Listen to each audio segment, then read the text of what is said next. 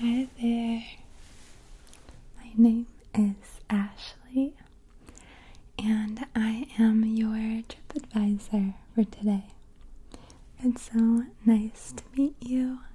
I'm excited to plan out your trip to Europe. Travel planners are just so nice because we know all the great spots. We can map out your days together so it's stress-free. And also, if there's anything we have to book in advance, such as tickets or dinner reservations, then I could go ahead and do that for you. So, I'm excited to put together this trip for you. I'm going to be working right here on my computer, putting this together with you. So let's just go ahead and get started on what kind of places you want to go, how many days you're going to be there, and so on, okay? First of all, do you have any questions for me before we get started? No? Okay, perfect. Well, so I know that you want to go in May. Is that correct still? Perfect. That's actually a really great time to go because it's right before kind of the really summer crowds when people get off of work, and it's not as hot either. So, let's start with what places you want to go. Do you know what cities that you want to go to?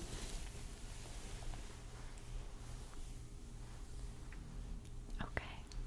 Yeah. Beautiful. Yeah. So, you want to do Paris and Barcelona and possibly Italy? Okay. Sounds good. Do you know how many days you want to go?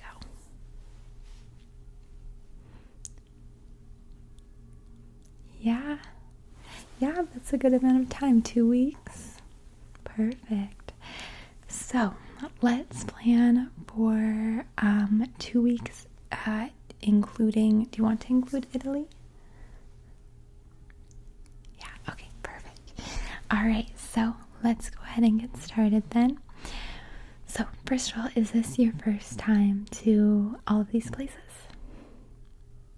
Yes, okay. So, that's so exciting. I have so many good places that I want to recommend to you. So, I'm excited to tell you those. So, let's start with your first city. So, do you have an order that you want to go? Okay. So, you want to do Paris, then Barcelona, and then Italy last. Okay. So, let's start with Paris then. Okay, let me just scroll down here. Okay, here we go. So,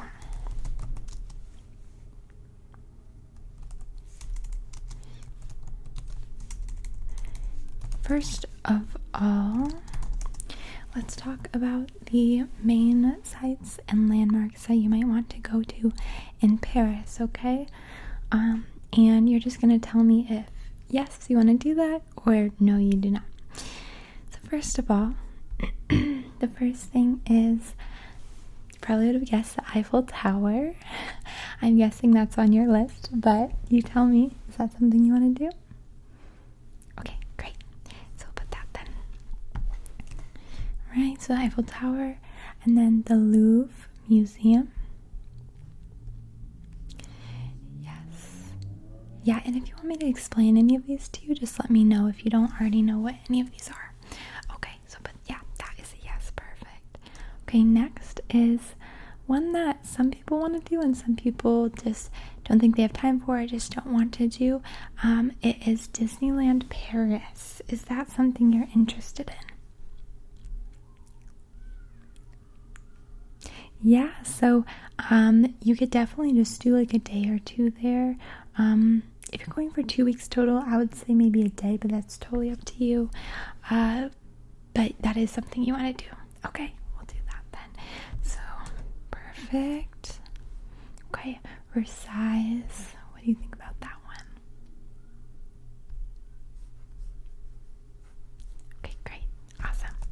Perfect. So we will stop there, and then in the end, if we have more time on those days, I'll recommend some more stuff that we can add in.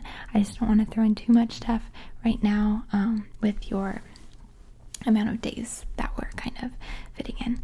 So let's now go to food, which is my favorite part. Let's go to food for Paris. Okay, here it is. So I've written down all of the best places, or kind of my personal favorites, as well as the most popular places. I don't really include many kind of touristy, like the tourist restaurants where you can get food that you can get here. I try to include stuff that is authentic and kind of an array of new foods also that you can try. That makes sense. So I have it broken down into cafes and breakfast places, lunch, dinners, and snacks, and then desserts. Okay, so let's go ahead and go through this list. So first of all, the very famous Angelina's. So Angelina's is a cafe, but they serve the best hot chocolate. Like, it is the best. It is, if you think about just like melted chocolate in milk, that's what it tastes like. It is very, very rich and good, and they have pastries, and it's like a sit down place, or you could take it to go. But that one I would highly recommend. It's very pretty too inside. So I'm just gonna go through the list, and then you can tell me after what you're thinking. Next is Cafe des Fleurs. So Cafe des Fleurs has really good, just big breakfast. It's a sit down place.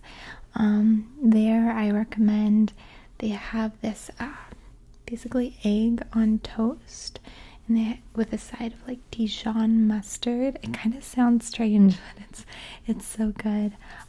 Their omelets are also very good there. Yeah, so that is more of a sit down breakfast place. Next is Tout Autour du Pain. So this place has very good butter croissants, and what's called pain au chocolat, which is chocolate croissants, and they are so good. If you're going to Paris, you have to try their croissants and their bread. Next is La Maison de Isabelle, and this place has really good croissants. Next is Du Pain et des Adis Bakery. Please excuse my pronunciation. I do not speak French. But yeah, Du Pain et des Adis Bakery. So they have really good pastries, croissants, and they have this like chocolate banana croissant, so it's very unique. And then last of all, another kind of sit down breakfast place called Holly Belly. So did any of those sound of interest to you? Perfect. Yeah, so they all sounded good. So out of the kind of three croissant places I mentioned, what are your like top two? Just in case you don't have enough time to go to all of them. Okay, yeah, perfect. Okay, we'll do that then. Alright, so yeah, again, those are cafes and breakfasts. Let's now move on to lunches and dinners. And for lunches and dinners and snacks, actually, on here, we have Au Pied, can't pronounce this, but Au Pied de Cochon, which has really good French onion soup. And it was Julia Child's favorite soup. She would always come to this restaurant. So that's what they're basically famous for. Next is Caricature de Cochin. This has basically, how do I describe it? Really good, it's a baguette loaf with sliced ham. You could either get cured or cooked, and then salted butter. And it's just so basic but so good because the bread is so fresh and the meat is so good. So this is just like a nice light lunch or kind of midday snack. The next thing on here is Polaine. Polaine has just the best, really good bread. So anything bready you can get from there. And then Little Baobei, I think it's pronounced. This is interesting. They have a matcha bao bun chicken burger. Yeah, so the bun is really pillowy soft, and it has, I think, like a kind of coleslaw-y mixture on top. Very good. And then last of all is Idji, I think it's pronounced that way, Dulce. And this is a Venezuelan place, I believe, if I'm not mistaken. And they have wonderful plantain sandwiches with beef. So instead of a bun, it's like a plantain pancake, pretty much. So you get the sweet, you get the savory, and it's so good. Okay, so last of all, my favorite part, the desserts. So for the desserts, first off, we have Ladurée. Ladurée sells macarons, not macarons, they're two different things. And they're just so good. And I believe Ladurée was actually the first company to kind of create the macaron. They had the cookies before then, but they were the first ones to kind of put it into little sandwich form with the cream inside. And next is Jean Paul Heaven, one of the two. Macarons again. Some of the ones they have are blackcurrant and violet, chocolate, passion fruit. They also have really good chocolates there as well. Okay, next is Carlo Marcoletti or Marcelletti. Fancy desserts there. There's a bunch of them that are really, really good and look really beautiful. Next is L'Eclair de Genie, and they have just really good eclairs, and they look really fancy and pretty too. So yeah, those are the places that I recommend. So let's go back through this and kind of write these things down. Okay, so first of all, so if you're going for 2 weeks, I suggest going to Paris for 5 days. You know what? Okay, hold on. So 2 weeks, you have Paris. Let me think about this really fast. Barcelona and Italy. Yeah, 5 days I think is a good time for that, because Italy, if you want to go to different towns in Italy, because I know you just said Italy in general, but if you want to go to different towns, then I would allot for more time there. Does 5 days sound like a good time for you? Amount of time?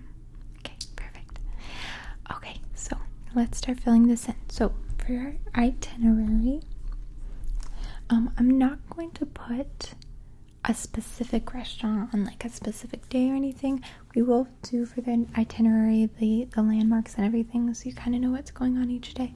But for restaurants, I'm just going to give you the list of 5 breakfasts, 5 lunches, 5 dinners, and then the desserts, and then you can kind of just pick and choose each day from there, so you have more control over what you want to eat. So okay, let's think about this. So for breakfast, we get 5 of them. We got Angelina's Café des Fleurs, Tout Autour de Pain, Du Pain at City's Bakery, and then Holly Belly. Okay, perfect. So we're good there.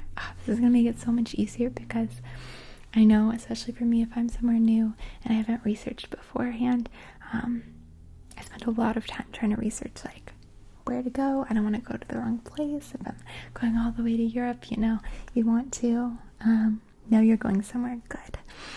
So there's your 5 breakfasts, and then let's do your lunches and dinners. So these places you can go back more than once.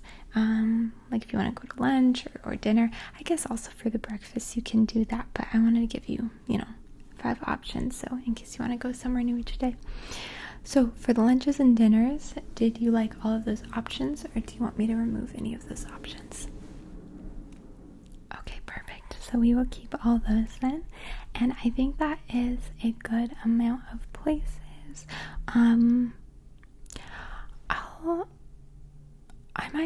Let me think.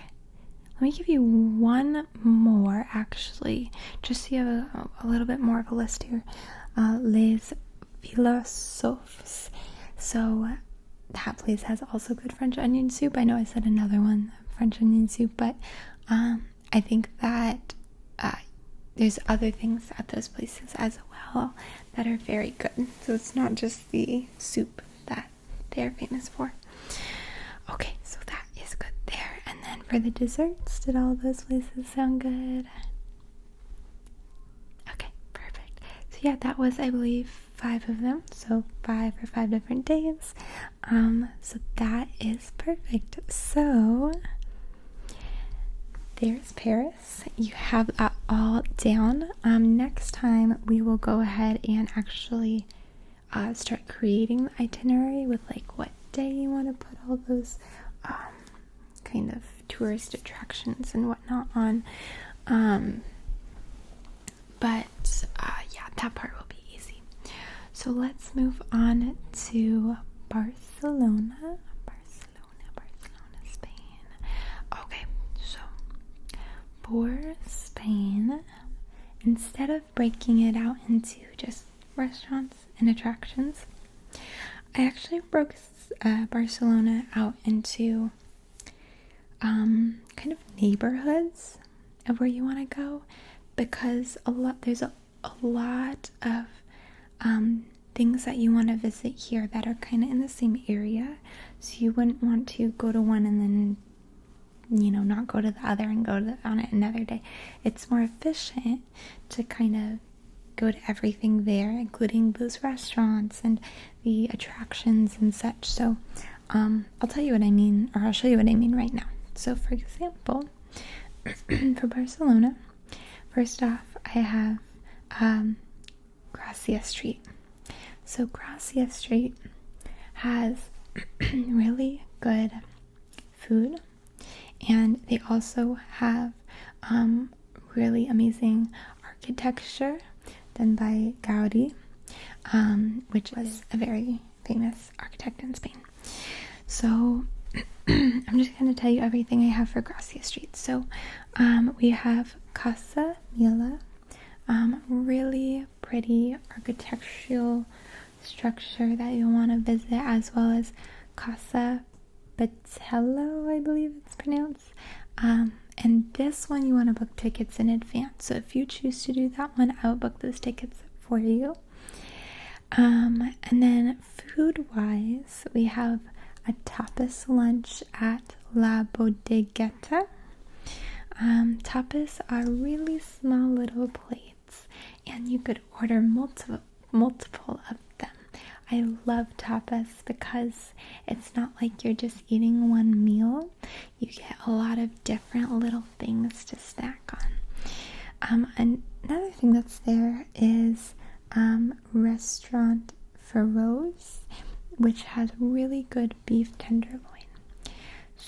that's that. Next is the Gothic neighborhood, which has a really famous huge market. It's called La Boqueria.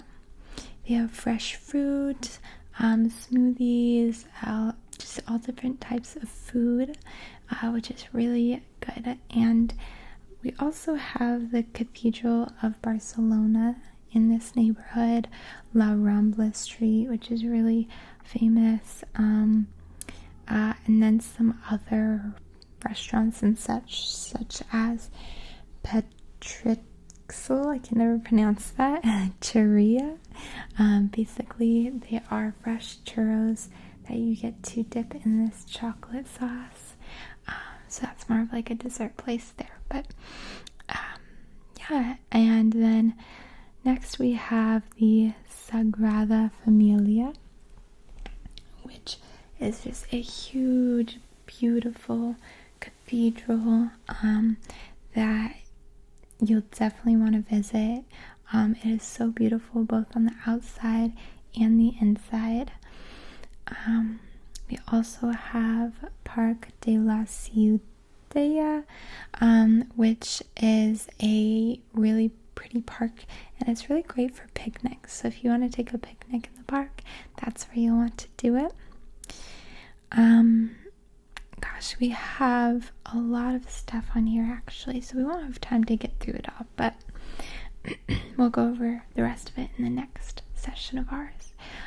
There's also the Tibidabo amusement park, which is on top of this like mountain, and there's not just an amusement park there, but a really pretty cathedral, and that's a really fun place to go. Very pretty views too. There's also the Catalunya Museum, which if you choose that, I will purchase those tickets online for you. Also the Plaza de España. It's really pretty plaza. Park Güell, you definitely want to go there. Very architecturally beautiful, and part of the park's free, part of it you need to book tickets for if you want to experience the whole thing. So again, I could book those if you want those. So far, what do you think of all the places that I mentioned? Is there anything out of those that you don't think you want to do, so I can take it off the list?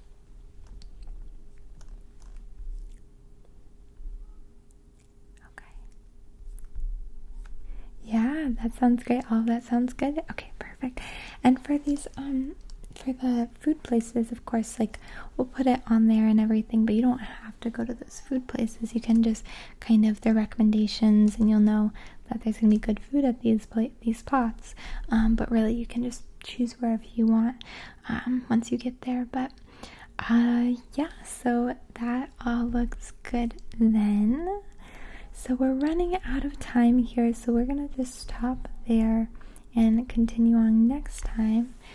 But it's looking so great so far. So for Barcelona, since there's so much to do there, I would say let's account for let me think. Let's also account for 5 days. Yeah. Okay. And then Italy would be 4 though. Let me think about that. So do you know for Italy if you wanted to go to one spot or multiple? Oh, okay. So you're just planning on going to, okay, Naples. Okay, so in that case, I would recommend 6 days for Barcelona and then the rest of the time in Italy. Yes. Okay, we will do that then. So, let's plan for that. And yeah, do you have any questions? We'll finish this next time, but that is all coming together and looking really good. No questions? Okay, perfect. Alrighty, well, I will see you next time, okay? Alright,